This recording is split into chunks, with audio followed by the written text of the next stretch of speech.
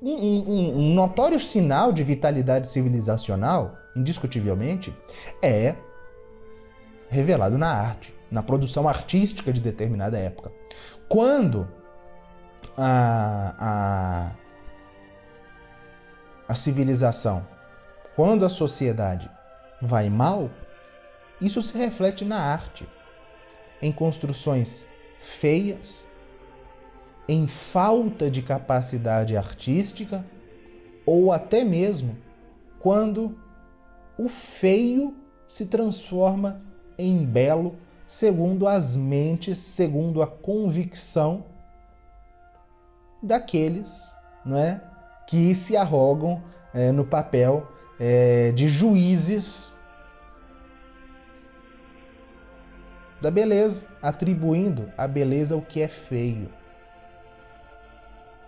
E também na própria falta de artistas, na falta de artistas capazes de fazer algo belo. Isso é marca das civilizações decadentes, das civilizações ruins. Mas uma grande mostra de que a civilização medieval estava longe de ser uma civilização de trevas está justamente na fecundidade de obras de arte belíssimas que eram as catedrais. Se aquela civilização fosse decadente, se aquela fosse uma era de trevas,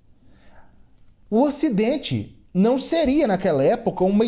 espécie de canteiro de obras. Era isso que era o Ocidente na Idade Média, um canteiro de obras. Em todo canto, catedrais sendo tiradas do solo numa velocidade impressionante. Isso tudo é sinal, isso tudo demonstra o grande impulso civilizacional,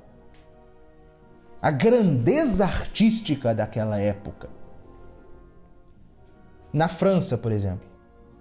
o país que era o centro da cristandade, a gente vê a Basílica de Saint-Denis sendo construída em 1137,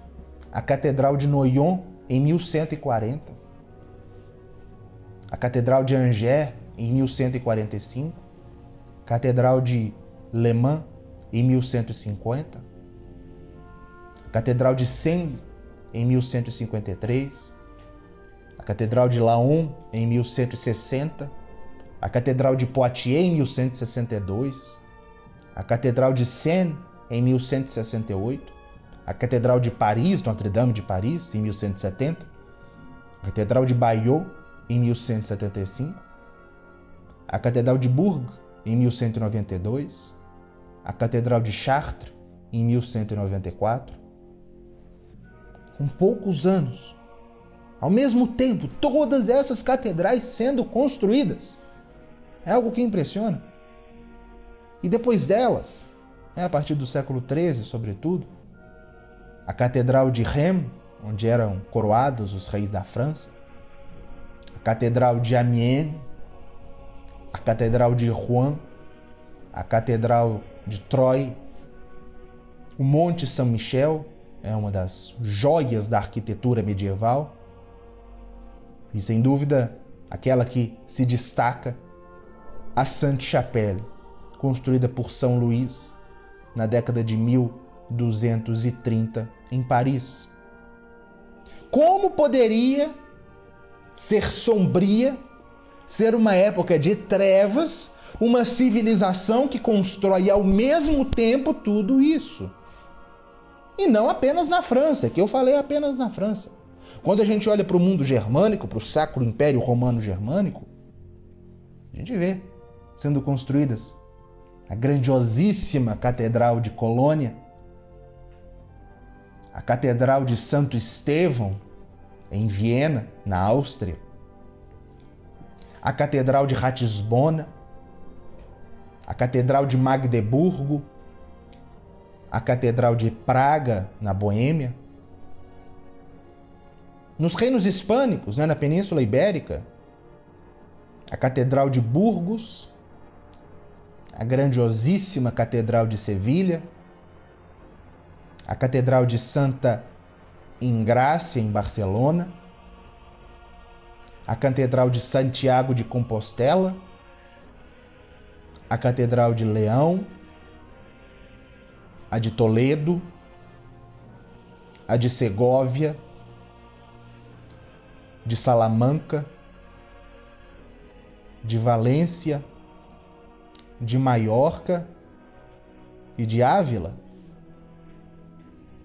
E em Portugal, a Catedral de Lisboa, de Évora, de Braga, de Guarda, de Viseu, do Porto.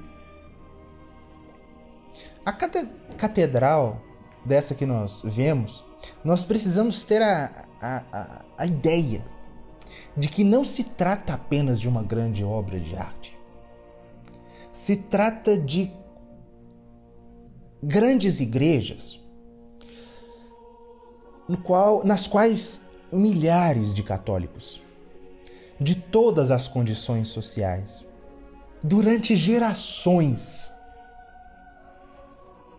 filhos, pais, avós,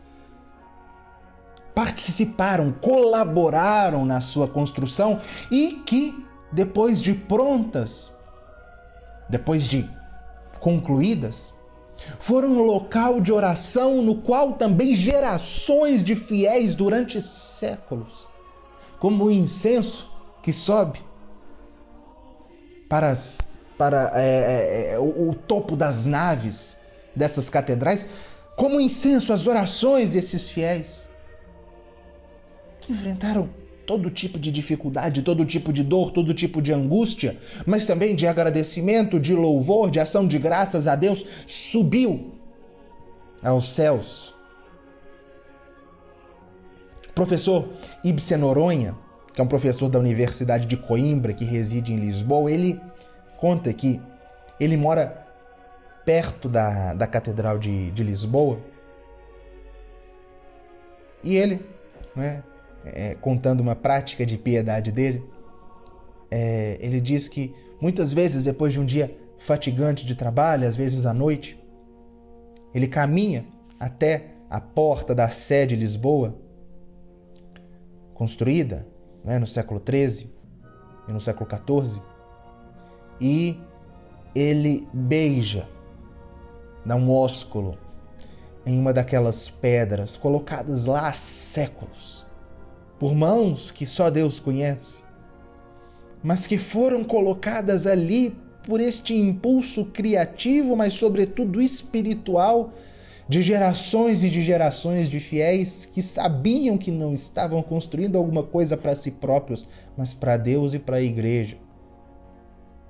Então, quando nós vemos em todos os cantos da cristandade, nós já falamos da França, do mundo germânico, do mundo hispânico, nessas igrejas mais grandiosas ou menos grandiosas, a gente percebe em todas elas o esforço comum desses fiéis. Na Inglaterra, a Catedral de Salisbury, a Catedral da Cantuária, a Catedral de York, a Catedral de Lincoln, a Catedral de Gloucester e, é claro, a Abadia de Westminster, em Londres, local de coroação dos reis da Inglaterra. Na Itália, também foram construídas durante a cristandade a Catedral de Siena, de Orvieto, a belíssima Catedral de Florença, a Basílica de São Francisco, em Assis, a Basílica de Santo Antônio, em Pádua, e a Basílica de São Marcos, em Veneza. E nos Países Baixos, Bélgica e Holanda, a Catedral de Antuérpia, de Gant, de Brugge, de Ypres, de Louvain, de Tournai e de Dinan. E poderíamos apontar tantas e tantas outras em toda a Europa, construídas ao mesmo tempo, tendo como a grande inspiradora aquela para a qual aquelas igrejas eram construídas, a própria igreja.